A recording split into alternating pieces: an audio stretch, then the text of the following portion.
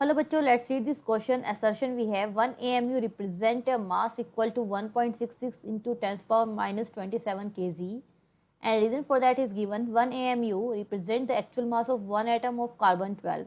So we have to find that if assertion or reason are true or false, or if it is true then reason is correct explanation of assertion. So the key concept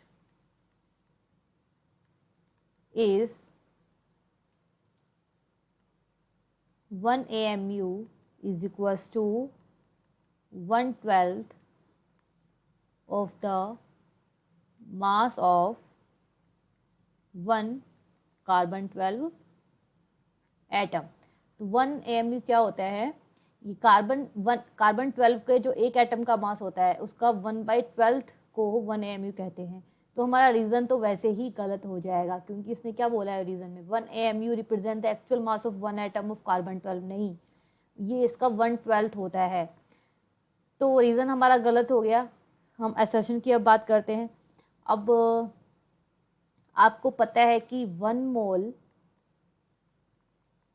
of carbon 12 का weight mass कितना होता है? 12 ग्राम होता है. अब 1 मोल का मतलब Avogadro number यानी कि 6.02 इंटू 10⁻23 एटम्स होंगे इसमें. 1 मोल में एटम्स ऑफ किसके होंगे? कार्बन 12 के. इसका मास कितना हो जाएगा? 12 ग्राम हो जाएगा. सही है. नाउ अब इतने एटम्स का मास 12 ग्राम है, तो 1 एटम ऑफ कार्बन 12 का मास कितना हो जाएगा? बेसिक एक मैथ लग जाएगी यहाँ पे. 12 डिवाइड बाई 6.022 इंटू 10⁻23 इन ग्राम. तो इसको जब हम सॉल्व करते हैं तो हमारा आता है 1.99 इंटू 10⁻⁻23 ग्राम. ये आ गया हमारा 1 एटम ऑफ कार्बन 12 का मास आ गया. ठीक है. अब 1 AMU निकालेंगे हम की कंसेप्ट से. 1 AMU क्या हो जाएगा? 1/12 ऑफ 1 एटम ऑफ कार्बन 12 का जितना मास है वो कितना आया है? 1.99 इंटू 10⁻⁻23 ग्राम. इसको सॉल्व करते हैं तो हमारे पास आ जाता है 1.66 इंटू 10⁻⁻24. ये ग्राम में है.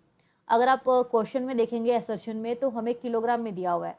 तो आपको पता है 1 ग्राम में कितने किलोग्राम होते हैं? 10⁻⁻3 किलोग्राम.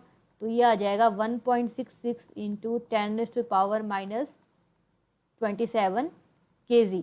तो ये हमारा 1 AMU है. तो 1 असर्शन तो हमारा यहाँ पे सही हो गया, करेक्ट हो गया. आप देखेंगे 1 AMU का वैल्यू कितना आया है? 1.66 इंटू 10⁻⁻27 kg, और या फिर बोल सकते हैं 24 ग्राम. और कार्बन 12 का मास कितना है? 1.99 इंटू 10⁻23 ग्राम. तो 1 AMU और कार्बन 1 एटम का मास इक्वल थोड़ी हुआ. तो रीज़न हमारा गलत हो गया, असर्शन हमारा सही है. तो आंसर हो जाएगा हमारा assertion is false but assertion is true but reason is false. So correct answer is option number C. I hope you understood it well. Best of luck.